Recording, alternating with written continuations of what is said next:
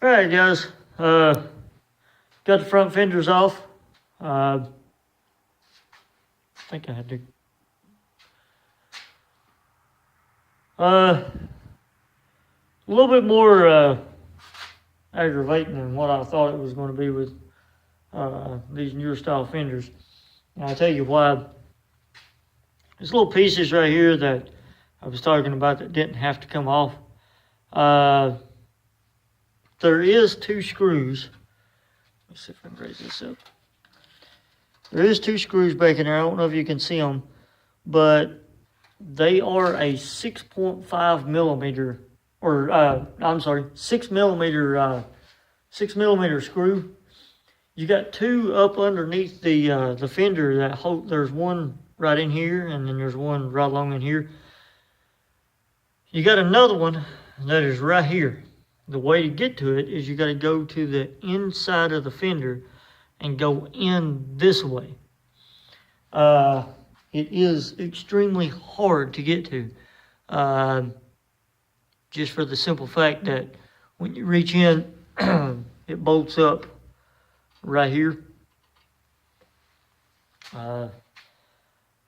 That piece kind of sits back behind the bumper. So if you had the bumper off, completely off, then it would kind of be easy to do it that way as well. But I didn't want to go through the process of doing that tonight. But again, you got one bolt up under the cab, you got one in here, and you got one here. This one and this one you access by opening up the door, and you can get them that way. And then you get the one up underneath the cab. There's one that bolts up right here, and there is a fender shim.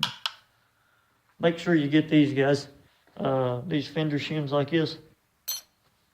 Just keep up with them. You can see this one here is just a little bit thicker than what that one is. So make sure you keep up with that stuff. I always use a paint cup. Everything on the front of the truck, as far as the bolts to the inner fenders, bolts to the radiator support, grill, headlight assemblies, hood, all that good stuff. Everything is all going to be in this cup right here to the front of a truck. Once you start towards the fender bolts, exterior bolts, I guess that's what I want to say. Exterior bolts and everything, I'll put in a cup like this, and then I'll take a Sharpie and I'll mark on this of what it goes to. I'll make a list of it, maybe put a piece of tape on the front of the cup, as far as fender bolts, hood bolts. Make a list of everything that you've got in this cup. That way, when you do go back in order to put this stuff back together, I'm going to go, excuse me, I'm going to go with all new bolts and all new hardware, just for the simple fact that, like I said before, if you're going to do it right the first time. That way you don't have to go back over all of your mistakes and redo stuff. So really what I'm looking to build is a show truck / street truck. So, I'm looking to drive this truck on the road pretty regularly, whenever I feel like it. This is not going to be no trailer queen by no means. Just for the simple fact, I feel that if you're going to put, anywhere between $10,000, $12,000, $15,000 in a vehicle and fix it up, get that $10,000, $12,000, $15,000 worth out of your vehicle, guys. If you got money to blow and you want to, make a trailer queen out of it, trailer it to and from the shows, trailer it to and from the track, have at it. But I'm sorry, I work pretty hard for my money, and the $10,000 to $15,000 that I'm going to put in this truck, I'm going to get my $10,000 and $15,000 out of it by driving up and down the street, showing it off. Why, build something, and why spend your hard-earned money and time, blood, sweat, and tears of building something like this and hide it behind that door right back there.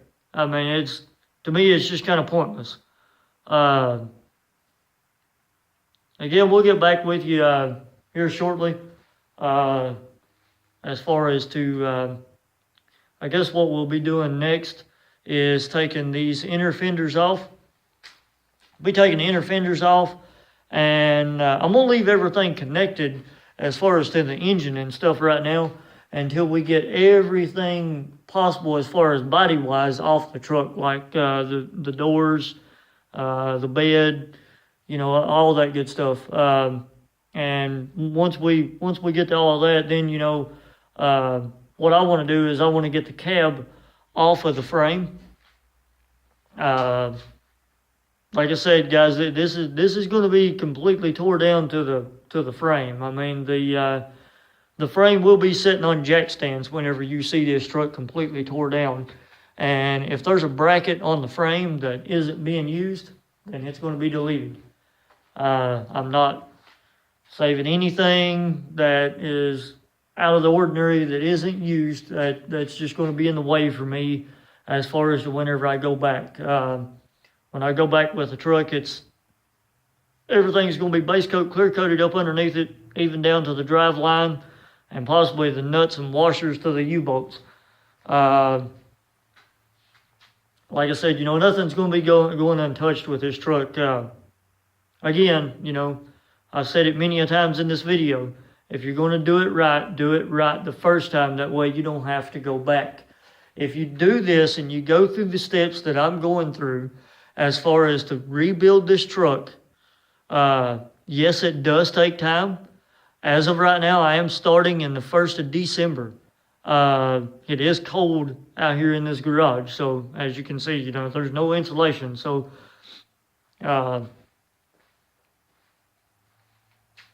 this is a good time in order to build something like this, to rebuild something like this, just for the simple fact is it's a two-wheel drive pickup. So therefore the engine that we're going back in this, it's going to be a high performance, high horsepower, and extreme amounts of torque in this engine. So it's really not going to be made for the snowy conditions anyhow. It's just going to be a little summer ride, just something to get out and have a little bit of fun in, and show off your work and kind of sit back and take it to a show and say, hey, I built that. As far as you're probably asking, hey, well, I'm probably saying to yourself, well, this guy right here's probably took schooling for this stuff, I don't know how to do this. I don't know how to do that. Hey, people, YouTube videos, let me tell you, they will help. That's not where I learned how to do all my stuff. Generally, how I learned how to do my stuff, I mean, like I said, I've done this stuff and been around vehicles and redoing vehicles and stuff like this.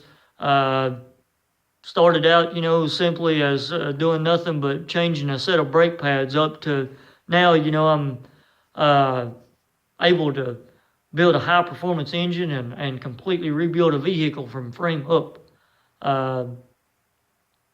It's just kind of pretty much just simple, common sense. Once you learn the aspects of how a vehicle works, then the rest of it, kind of becomes pretty self-explanatory on how things work. Best way that I can tell you of how to learn how to do something is don't be afraid to get your hands dirty. Jump in it, tear into it, and see where you go from there. Most times the best learning experience that you can have is getting your hands dirty and making a mistake. Not saying, these mistakes aren't going to be cheap. The way I learned how to do body work was, you make mistakes, you have to go back and fix it. Make another mistake, you go back and fix that one. After a while, you kind of learn how to, take care of this mistake as far as to fix it and not do it again. Because if any of you has done body work or mechanic work for that matter, even down to the mechanic work, parts for a vehicle isn't cheap. Paint definitely isn't cheap. So, body work isn't cheap. So this is why, I kind of learned how to do all this stuff on my own. And, I mean, you can too. I just kind of learned, you've heard the term shade tree mechanic. Well, that's kind of where I resort from. Anybody can learn how to do this stuff, guys. It's not hard. It's just a matter of time and money and a few extra battle scars. So again, I'm gonna end this part of the session right here, and once we get back, make sure you check out my other videos. Next video, we're gonna take these inner fenders out. Gonna remove the doors, possibly remove the bed next, and see if we can't strip the inside of the cab and remove the cab. The cab, I will tell you, will be the most tedious part of the build. All because you got your seats, your dash. There's more stuff in the cab, almost as much stuff in the cab as what they are underneath the hood of the truck that you have to take loose and make sure everything goes back the right way. Make sure you're taking the right bolts out. That way, when you go to pulling on the dash, you're not breaking brackets and because. Like I said, this is a 93 model, so, the weather and stuff, as far as the sun, does draw, the color and stuff out of the dash, which also makes it extremely brittle as well, meaning that, you get stuff like the dash, you get stuff like that, when it becomes brittle. I mean, real extremely easy, in order to bust and break this stuff. So, when you go to take it loose, you got to be kind of careful. But like I said, I'm trying to save what I can. That way, when you do save what you can, you're able to go back, and be able to sell this stuff to a guy that, that maybe he don't want, to go with a hot rod look or the street rod look. Maybe he wants to go back factory. So with this air cleaner and stuff like this right here, that's something, that the next guy, might just need an air cleaner. He don't care what it looks like. He just needs one on his truck. Something happened to his. I don't know, or he's rebuilding his engine and misplaced his and can't find it. So he needs one, $10, $5-10, selling an air cleaner. You got $5 or $10 back in your pocket that you can spend on oil or plugs or whatever whenever you go to rebuild this stuff. So anything that you can save and resell, that's a plus as well. Like I said, guys, I'm bad to kind of veer off into a completely different story. For the people that knows me, they will tell you that I can make 18 stories out of one. So I'm going to end this video for now. Like I said, make sure this is part 2 of the 93 Silverado project Resurrection. Make sure you check out all of our other videos, or my videos, along with this build all the way up until the end. We'll get back with you later.